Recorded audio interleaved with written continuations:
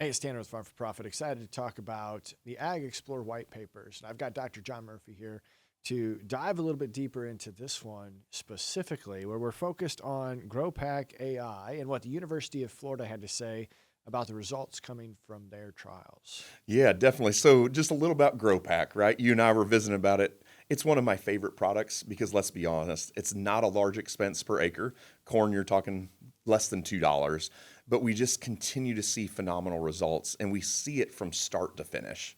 And remind me, this is a talc or graphite replacement, or are there Yep. other uses for GroPak AI? Yeah, definitely. So it's a talc replacer, right? So we're all running an 80/20 already. Mhm. And so it's that seed lubricant, but we're also pairing in their essential nutrients to get the plant going. And then I like to call them three proven biologicals. And so we have that Brady rhizobia, that's a soybean inoculant. We have a trichoderma virens for early season vigor, I like to say. And then my favorite is mycorrhizal fungi. And just the idea that we're going to enhance the rooting volume and we're going to be able to uptake more nutrients.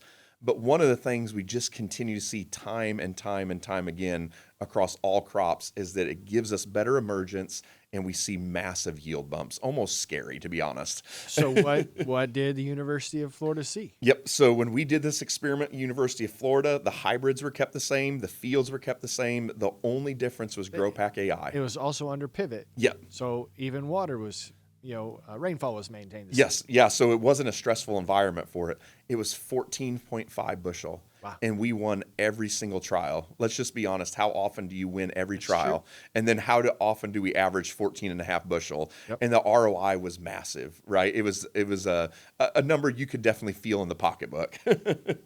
And that was on corn. Yes, Correct? that was on corn. But you can use GroPak AI on other crops? Yes, so we had a replicated study up at Wisconsin. We utilized wheat, and it was like a 7 or 8 bushel response just using GroPak on wheat. We have used it on cotton. We've used it on our soybeans. It can be placed across the board. In fact, we even ventured in the specialty market and used it on strawberries. And so it can just be used across the board, and we see similar results. Now, was there any issues with this replacing that seed lubricant with that causing plugs or distress to the planting process? Right. Yeah. We definitely don't want that to happen. In fact, we worked with a precision planting company, and our singulation rate when we were running it through the planter was about 99.8%, which, let's just be real, that's a phenomenal That's number. great. Absolutely. So you hinted at it in the beginning of this. The results that they came across, like you said, was $1.80 as a cost per acre, Yeah. and they averaged nearly $50 an acre as a return on investment. Yes. I mean, for a very small expense. I mean, a lot of times we talk if you can get a 2 or 3 to 1 Right. response, we're going to be happy. I mean, you're a $2 and a $50 return for something that you're already doing. So if somebody wants to give this product a try, why? Yep.